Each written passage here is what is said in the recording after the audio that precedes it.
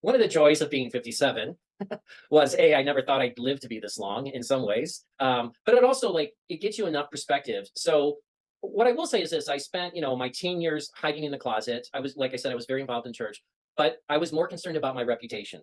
So instead of trusting God's love and God's grace, because I absolutely believe we are created exactly who we're supposed to be created to be, and we are all children of God, and God does not make mistakes. So, this message, if there's one thing I'd like people to take away, you are loved. Welcome to the Queer Quest podcast, your beacon of light and sprinkle of glitter in the queer community. I'm your host, 𝐘𝐨𝐮𝐧𝐬, CEO and founder of Queer Quest and a transformation coach for queer individuals. And together, we're embarking on a journey of transformation. Each week, we bring you a new training topic or connect you with visionary queer leaders in healing and coaching, diving deep into conversations that inspire growth, celebrate diversity, and empower you to live authentically. So wherever you are, settle in and let's get ready to unlock the vibrant potential within. This is where your quest begins. Hello, you fabulous souls, and welcome to this week's episode of the Queer Quest podcast. I'm your host, 𝐘𝐨𝐮𝐧𝐬. And this week on the podcast, we have a very special guest, Don Young, a former pharmaceutical executive living the American dream who flipped the script, has changed it all up, and is now into the world of spirituality and writing. Welcome, Don, to the podcast. How you doing today? Good. Thank you. Thank you for having me, 𝐘𝐨𝐮. It's a pleasure to be here. So glad to have you. So, pharmaceutical executive. Tell us, what is a pharmaceutical executive living the American dream? Kind of give us a bit of a backstory of that, yeah? Sure. Well, let's see. I'm going to just we'll go as back or as far as we want with things. So a little bit about kind of my background. I grew up in the Midwest, adopted as a child, and then my parents realized they could make babies on their own. So Okay. I'm the only one in my family who is adopted. Wow. Great childhood, involved in church, scouts, kind of the whole thing. And then when I realized, and we can talk about this a little later, that I did not see a path for me in ministry in the 1980s, for you know why. Of course, being That gay and then being gay in the 80s is not going to being be gay is helping you not in not the church at all. No, yeah, exactly totally. Yeah. exactly, especially in the Midwest. Yeah. So basically what I did was I was done with school. I wanted to teach. I thought, okay, well, I'll look that as an option. So I finished my master's degree in theology, but I did want to teach kind of college level. So I applied at University of Minnesota, where I was living at the time, was not accepted, had these student loans coming due. I had no one to forgive them for me. So what I needed to do was find a job. So I took a job in a hospital, working for their continuing medical education department. And Mm, that's kind of how I fell into this whole crazy world of pharmaceutical marketing. It's not like you're a kid and you're like, what do you want to do when you're older? I'm like, I want to be a pharmaceutical marketing executive, not one of those things you think about. So I started out in the continuing medical education department, and basically what that was physicians, healthcare professionals need to get a certain number of credits every year to maintain their license, because medicine changes over time, which is probably a good thing as we learn more. And then what happened was I was doing medical education, and then there was this company in Chicago. I decided I want to move back to Chicago at that time. I had done my exile for my family already and was like, want to okay, be we're with them. ready to kind of reconcile. I'm sure a lot of people have been there with that. And Totally. so I took a job at a for-profit agency that did medical education. And this was in the 90s. So I had moved from kind of a nonprofit environment where the physicians were the ones working the hospital, people that I saw on a daily basis, to now working for this for-profit. And then from this for-profit, what happened is there were changes, and people were like, well, maybe we shouldn't have for-profits getting pharmaceutical money to train physicians, because maybe there could be undue influence with it. maybe. So what happened was then I moved to something what was called medical communications, which was kind of this hybrid between science and advertising. And then eventually, somehow I just ended up managing an advertising agency where our clients were pharmaceutical companies. So, I tell people I sell drugs is what I did for So, a living. yeah, because I was thinking about this when I found out that about you. Was this like, and don't take this the wrong way, is this what No, people would no, no, call not at all. a pill pusher kind of thing? Like they Yeah, pushing. yeah, I've seen the documentaries on the Netflix where they talk about the people who will go around to the doctors and they'll do things to make them sell more of this one, because if they get a quota, yes. then as an executive you get a certain limit, you then make more commissions, etc., etc. Yeah, exactly. And the crazy thing about it is that and when I talk about this, the rest of the world, this direct to consumer advertising only happens in the United States and New Zealand. Why New Zealand? I don't know. The United States, yeah, I can understand that. But yeah, so that's kind of what happened. And then here in the United States, it's just pharma advertising took off, and their pharma ads are ubiquitous across all channels in this country. They're the major sponsors of news programs, channels everywhere. It's just pharma. I It's think pharma's the number it's like a two or three. trillion dollar industry or something, Yeah, right? it's huge. Crazy. It's humongous. Yes, yes, yeah, And that's why there's absolutely. so many people in America who are dependent on pharmaceuticals, right? Like the good, the bad, and the ugly, right? Yeah, yeah, exactly. Well, as I kind of talk about it in my book, one of the things that I realized was that healthcare in the United States, at least, is not about keeping people healthy, preventing. We make money because people are sick. The whole system is built around Corrupt. that. It's corrupt around that for sure. Yes, yes. Exactly. Which it makes sense. These are for-profit companies. Some of the work they do is obviously outstanding and great, but they're still run by human beings who, at times, we tend to not put the interest of our neighbors in front of ourselves. Oh We yeah, make it about totally. money. Yeah. Yeah, yeah, yeah. So that was kind of like how I ended up in pharmaceutical advertising. And then I had an epiphany of sorts. Yeah, I was going to ask you, like, so you were doing that for a while, then what led to the shift and the change? And like, because of course, like you would have seen it all, I'm sure, doing Right, this. Yeah. right. About Yeah, that. watching documentaries like Crime of the Century and some of the other ones. Purdue Pharma was actually one of our clients, the ones that pushed OxyContin. So Didn't want to ask about it, but I was curious because I've watched the Netflix show and I was just like mortified because I mean, I don't live in the States. I've yeah, heard about it, but then when you watch something like that, yeah, it breaks my heart because I am a big believer in non-medicated ways of therapy and yep, helping people. yeah. And seeing some of that stuff really like broke my heart because people actually believe all this, some of the stuff that is told to them, Yeah, right? yeah, and it caused real problems, real damage to families, to individuals, to communities. We're still dealing with a drug problem in this country, both legal and illegal, like never before in time. Yeah. With so, yeah, I'm with you, and I think when I had my spiritual awakening, I was just like, I can't be part of this machine anymore. It just, there's better things to do with your life than marketing pharmaceutical drugs. That was my conclusion. It's not a judgment of others. There's lots of great people that I Agree. know Yeah. that are in marketing, but for me, it was kind of my own epiphany that I can't do this anymore with things. Fair enough. So And so then talk to us. You had a spiritual awakening. Tell us what yeah, happened around that time and how does that relate to you being a gay man as well? Or is that separate? You can give us a bit of a story around yeah, that. yeah.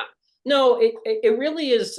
When I one of the joys of being 57 was I never thought I'd live to be this long in some ways. But it also like it gets you enough perspective. So what I will say is this: I spent, my teen years hiding in the closet. Like I said, I was very involved in church, but I was more concerned about my reputation. So instead of trusting God's love and God's grace, because I absolutely believe we are created exactly who we're supposed to be created to be, and we are all children of God, and God does not make mistakes. So, this message, if there's one thing I'd like people to take away, you are loved. Everyone is loved, and everyone is a child of God. Even if we disagree with them, they look different from us, whatever the And case that is. is also in the form of whatever you class as God, because people class God as Correct. many different types of gods, or they can class it as the universe, or Correct. energetics, or Mother Nature, whatever that is what I'm sure you're referring to. Yeah. Correct. Yeah. And I think of God as love. Like that for me is love, and that's what sustains everything. So that's my definition of God. God is love. So as opposed to kind of trusting God when I was younger and as a teenager, I was like, I got to protect my reputation, because if people find out I'm gay, in the 80s, I was in Boy Scouts and church, and like all that goes away with And things. also the whole thing around AIDS and everything was big in the 80s as well. Correct. So they look at you Correct. with that extra level of fear, right? Correct. Yeah, exactly. And that was the time, to your point, of growing up. I remember when my parents finally found out, the first reaction was, "Oh, you're going to die of AIDS." I'm like, what? How did we even get, like, I'm not even, okay. So anyway, Yeah. but yeah, it was a crazy time. They had the moral majority here in the United States. It was a bad time. Anyway, so it was all about protecting my reputation. When I was in graduate school at Pittsburgh, it kind of came to a point where I'm like, I can't do this anymore. I'm creating all this deceit to people I love, to myself. It's not how to live your life, and so I really wrestled with this, and I was like, no, this is who I am, and this is who God made me to be. I think what happened at that point was I was so exhausted with having to defend who I was, playing the game, that I was just like, you know what? I'm done with religion. I didn't understand that religion is not God. And Spirituality is so many not people religion. in this world deal with religious trauma, especially people in Correct. the queer community, right? It's one of the biggest traumas out there that I would say that people have when that are in our community, is dealing with that religious trauma. Yeah. Yeah, exactly. So so basically then I was just like, okay, well, I have this job. I started making money, and then I'm like, I just went like all things gay. Like, moved into a gay neighborhood. All my friends were gay. Like, Yeah, everything just came about being gay at that point, I get you. which You go which from was fine. completely stuck in the closet to saying, Right. "Hey, bitches, I'm here." Right. Yeah, Right. But we're more than just sex, like I'm more than just gay, It's a big part of who I am, but that's not the only part of who I am. agree. So anyway, what I fell into was, then I started making more and more money. I stopped going to church. I started having any sort of connection with God. I stopped reading. I stopped writing. I just kind of turned my brain off, because hey, I just wanted to have fun at that Yeah, point. and you've been rejected by the church for who you Right. are. So I can see why you would shun them and go, look, hey, Yeah. like, if this is what you're going to give me and this is what I can get, I'm going to take this every single day of the week. Yeah, exactly. Exactly. I'd rather laugh with the sinners and cry with the saints, so to speak. Agree. So anyway, but what I realized was, because I had hid my heart when I was in the closet, I disconnected my heart from my head. And so as I was getting deeper and deeper into the world of materialism, and just really, it was about pleasure and having a good time, I still had this emptiness and this feeling of disconnection, and there was something not happening in my life. And I think part of it was I had built these walls around my heart to make sure no one kind of could get into it. And doing that not only cut me off from the love of other people, because I was just not a very pleasant person to be around, but also, God's love for me. I couldn't have my own kind of self-acceptance. Yes, I was gay and I was out of the closet and comfortable with it, but I still wasn't really loving myself. Because you see the such a, it has to be two different things. If it's religion Yes. is God and I am gay, then Yeah. I'm not accepted by religion, I'm not accepted by God. So then there's a big part of you that feels again that you can't love yourself, which is why it can Correct. cause trauma for so many people in our community. Yeah.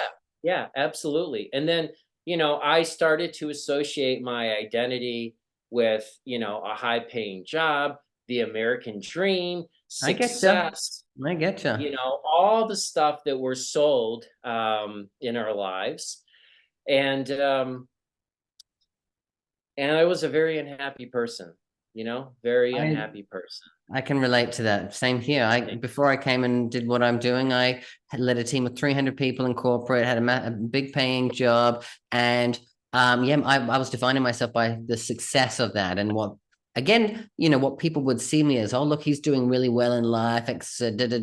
I'll show you as a gay man, I can be successful, blah, blah, blah. All of those kinds of stories you tell yourself to kind of almost mask this thing that we would see as a deficiency being gay. Look, hey, look, Right. think that. Well, look at all these other things. You know what I Yeah. mean? Yeah. But But we're going to inside, overachieve on yeah, everything else. inside Yeah. there's a lot of still, like I said, pain, all, unresolved emotions related to Yeah. other experiences, and also part of who you are and accepting who you are as well. Yeah. Well, and especially if you've cut your heart off from kind of the world and the people around you. Yeah. Um, you know, that's a bit of a curmudgeon, so to speak, and that's probably a nice word to use at times. So what happened was I lost my high paying corporate job. I had been with this particular company 16 years, and I was 52 at the time. This was the only world I knew. And I was devastated because I believed in, well, if you work hard, you'll always be rewarded for it. It's about Mhm. meritocracy, and it's all, it's all about your own kind of initiative. And that's bullshit. It's just it's not that way. Um, so I my partner and I moved to Las Vegas, and I just like I needed to start over with my life and find something new. So we were in Vegas. I did a little bit of freelancing, took another job with another company. They were again still supporting pharmaceuticals. Um, but I kept realizing how unhappy I was, how miserable I was doing this job. This was now we had lived through COVID, the pandemic, and all kinds of crazy stuff that I never thought I would see in my lifetime, with just the world shutting down, with things. And in my head, I'm like starting to question, well, why is this happen? Why is this happen? And that was the part of me that was like when I still had a relationship to God, because I think if you're a spiritual person, you're questioning, you're asking about life all the time and how things happen. And basically, one night I was by myself at home, and I just broke down. I was listening to the Johnny Cash recordings, American Sessions, which are it's really beautiful poetry. And I just broke down and cried, and I realized I'm none of these things. I'm none of these labels. I'm not, this isn't, I can't have faith in the American dream. For me, it's God. It's only God, and that's all that matters. And so all these labels that I had carried with me all during my lifetime to define who I was no longer made sense to me. The only thing that did make sense is that I'm loved and I'm a child of God. And with that, And the truth this is that, yeah, huge you are loved. You are weight. a child of God. And, everyone out there, like I said, is a child of God or whatever form you want Right. to that for.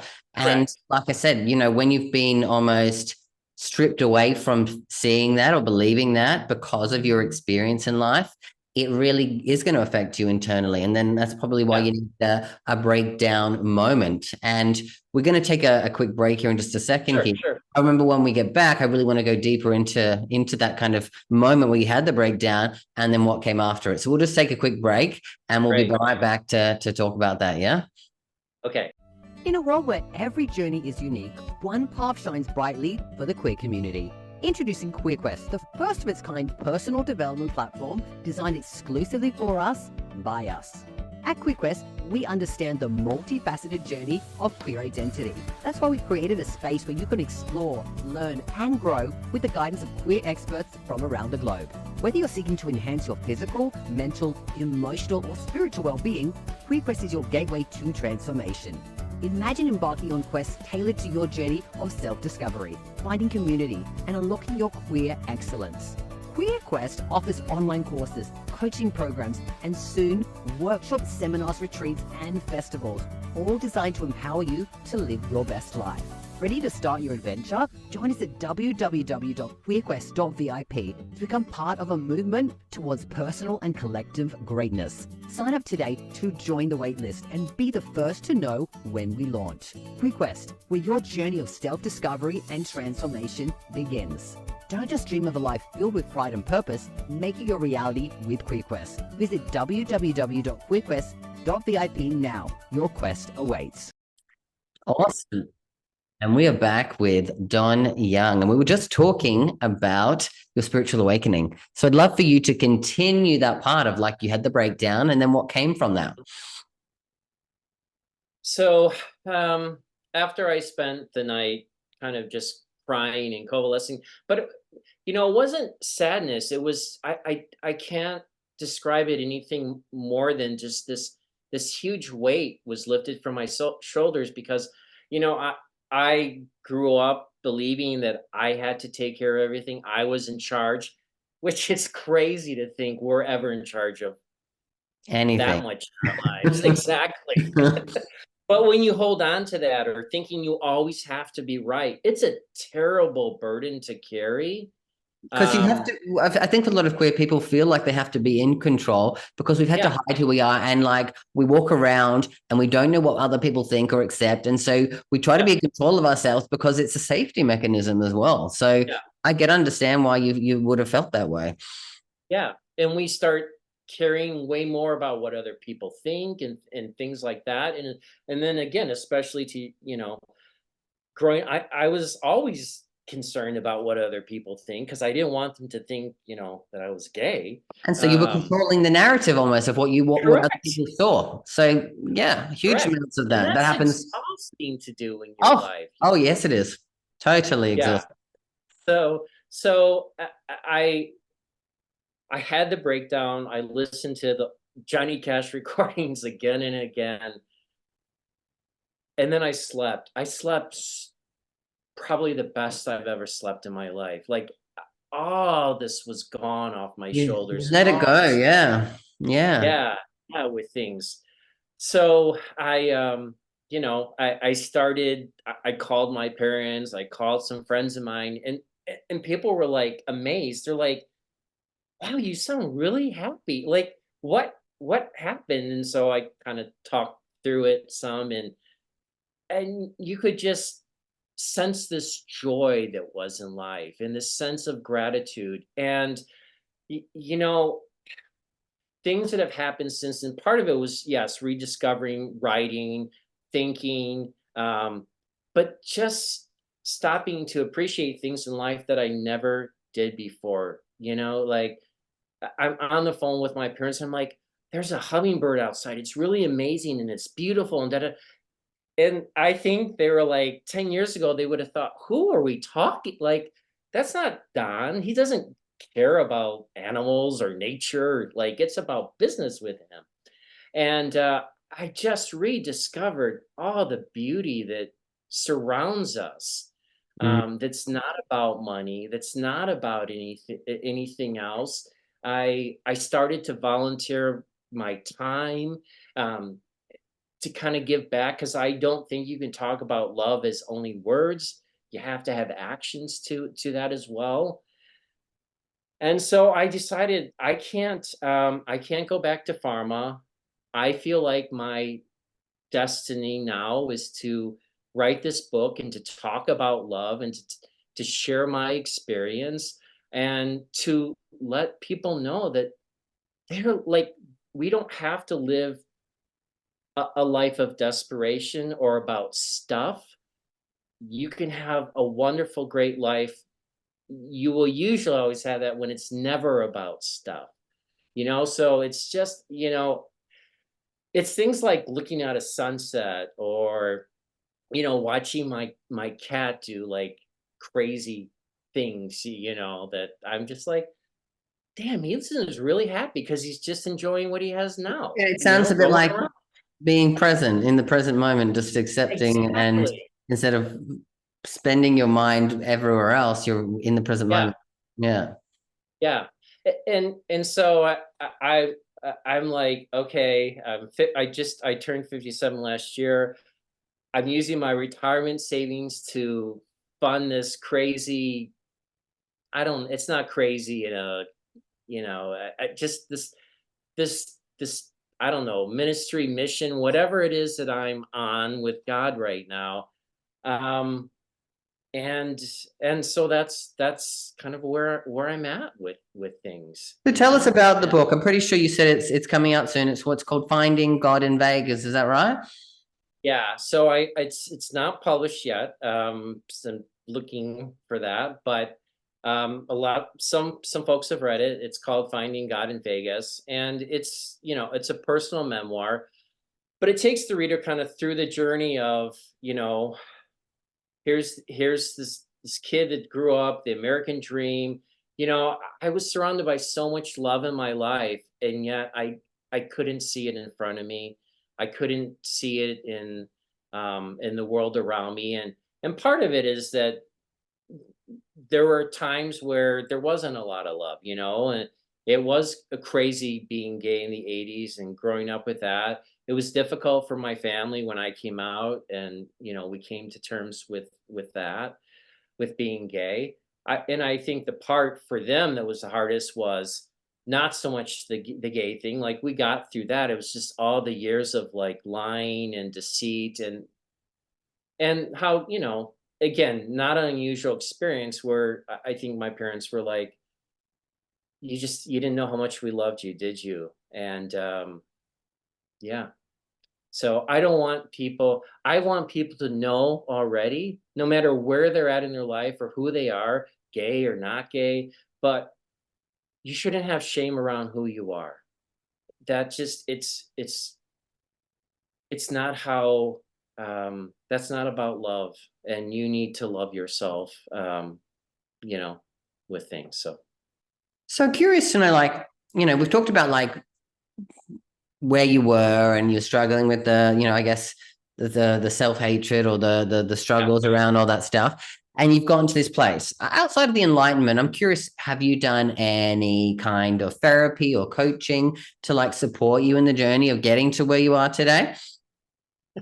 Um, the only reason I chuckle is because I was talking about this recently with a friend of mine, and he's around my age. He went through therapy, not gay, straight,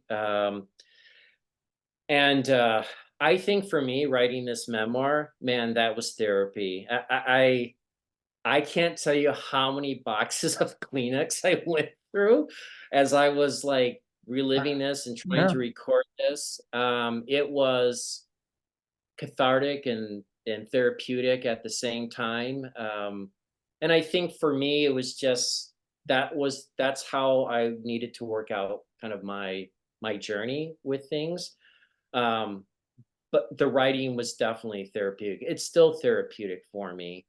Um, especially as an introvert. It's crazy. I can I'm comfortable with writing stuff down and sharing it with the whole world, but it's kind of being in front of the whole world, in person, it's a little more intimidating for an introvert. But but I think there's something there with the story, and my hope is a lot of people can relate to it, or find meaning for themselves in it. And I try to write it in a way that it's accessible to, you don't have to be gay to kind of get this book. Um, it's you don't have to be any sort of particular faith. If you're atheist, read fine. Like I say in the beginning, everyone's welcome to this story, because you'll probably find pieces of that story in your own life as well. Because I do believe at the end of the day, there's way more that connects us. Like we are so connected, and we shouldn't be dividing ourselves. Anyway.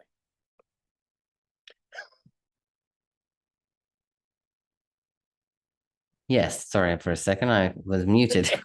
But yes, no, so I completely hear you there, and I'm curious to understand where did you come up with the title, and for what reason? Because I'm assuming you might understand that it could sound like a little bit of a controversial title to some people who would have a connotation of what Vegas is in their mind. So walk us down the journey of coming Yeah. up with that title. Yeah. So the reason with the title, and I do kind of talk about how I ended up with that in the book, was I think for me there were two events that happened kind of right before my spiritual awakening.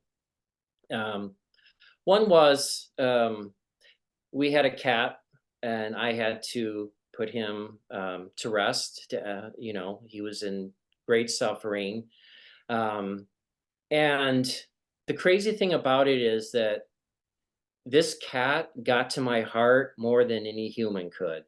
Um, I remember when we got the cat, and the only reason we got the cat is because my boyfriend, who's now my husband, wanted it. And I'm like, well, whatever he wants, of course, 'cause I love him. You know how that goes. I'm sure we've all been there. We do Yeah. crazy things for people. So we had this cat, and I remember my parents coming over one time, and the cat's walking around, and they're like, "Aren't you the same person that said animals are dirty? Like, this is crazy." But this cat just, it won my heart. So when I had to put him down, just it was terrible. And anyone who's had to do that, I'm sure they know. So um, so anyway, getting back to the story. So part of it was that the place where that happened is near our house, and so I go by it very often. And when I go by, I give him a little kiss. And then the other crazy thing is that there's a funeral home near our house too, and sometimes you'll see smoke coming out. Um, but you know what that means when there's smoke is that was actually that was a person, that was a living, breathing person, just like you and me, who's now not here. And when you start to think about that stuff, especially as you age, you can't help but to think about, well, what has this been all about? What is my life about? Things like that. Mm. So then I had kind of my spiritual awakening, and I thought to myself, and I'm getting the point in the title, was I don't go to church, but I know God was with me when I said goodbye to my cat. I know God is with us when we leave this world. So of course God is in Vegas. God is everywhere with things. And so I just thought it's, for someone who is so materialistic in his adult years, there's a certain irony of finding spirituality in Sin City. So I get it, and I assumed it was something like that, and I yeah, wanted for the listeners to hear that, because again, I'm sure some people will be thinking, oh, okay, that sounds a bit controversial, yeah. but that's all good. I'm curious then also to understand more about, you went through this massive shift in your life. Tell us about how that affected you in your relationship with your partner, because I'm assuming, you shifting made a massive shift. There would have had to have been some shifts within your relationship as well. Yeah. Yeah. I mean, I would say that we had a bit of a dysfunctional relationship in some ways. We love each other very much, but we would have fights, and then I would chase him, and then he would feel bad. That I was chasing him, and it just wasn't. But for whatever thing, like we love each other deeply. I think what happened with that relationship is I realized the first relationship in my life is with God, and I need to take care of myself. Um, and so our relationship shifted in terms of kind of that dysfunction. It just ended. Like it just ended because I wasn't going to play game. We weren't going to play games of chasing each other anymore. So I would say we're closer than we've ever been. But you know, it's a different. It's different for us. You know, he sees a different person than he saw before. And though in some ways I do think he was one of the few people that he could see inside my heart still. Like he could see that light of like love that was there. So yeah, so 15 years now and going. So 15 years and going, and that's the thing. As you said, marriages, it's about yeah, continuing to choose people every single day through the yeah, ups and downs, the shifts, the changes in people, because like I yeah, said, at the end of the day, there's yeah, love. yeah. And he sees the happiness, the joy that I have. And that is contagious, you know. It really is contagious. It's kind of like when you see people, if you smile at them, if you say hi to them, it, you know, of course, everyone wants to be acknowledged, and you know. So Totally. anyway, Yeah, lovely. And so before we leave today, if there was one message that you could send out there, and be aware that, of course, the majority of the audience listening is from the queer community, what would right. you like those people to know? I would like them to know that they are loved by God. Don't let anyone try and take your spirituality away from you. Shame you for who you are as a person, who God has created, and just try and find ways to create more love in your world, not only for other people but for yourself as well. And that will, that gives you a life that is so much more rewarding. So that would be my 2 cents there. Love is the ultimate answer, it sounds It like. is. It Beautiful. is. Well, Don, where can people find you? Have you got anything you wanted to promote or share with them Yeah. that you can take moving forward? Yeah. So if they want to find out more, they can go to my website, donaldharoldyoung.com, DonaldHarold, young.com. I have a daily devotion. I have a blog up there, more short stories, and my hope is to be out and talking with other fabulous people like yourself. So Beautiful. And I'll link below that website. So if anyone is curious, they can link straight to it from the podcast. great. I really appreciate it. Awesome. Well, Don, it's been an absolute pleasure having you on the podcast. I love hearing your story, your journey, and I'm sure so many people out there in our community can relate to so many different parts of it. And I look forward to, the success that comes from the book. And I trust and believe that the message will help so many people out there. So thank you for doing what you're doing, Don. Thank you. And thank you for doing what you're doing. Appreciate you. All right, everyone else, thank you so much for being here. I'll be back next week with another episode of the Queer Quest podcast. Bye for now. Are you ready to embark on a transformative journey towards love and happiness? Introducing the 21-day 𝐘𝐨𝐿 Guide to Love and Happiness. This isn't just a course, it's a pathway to discovering your true self, overcoming challenges, and embracing happiness. Join hundreds of gay men who found joy and freedom. Learn from 𝐘𝐨𝐿 𝐷, a coach with 20 years experience and a journey like yours. For a limited time, get this life-changing course at 75% off with a 100% risk-free guarantee. There's nothing to lose, but so much to gain. Your new life is just a click away. Enroll in the 21-day Gay Man's Guide to Love and Happiness today. Visit theglobalpridecollective.com and start your journey towards a happier, more fulfilled you.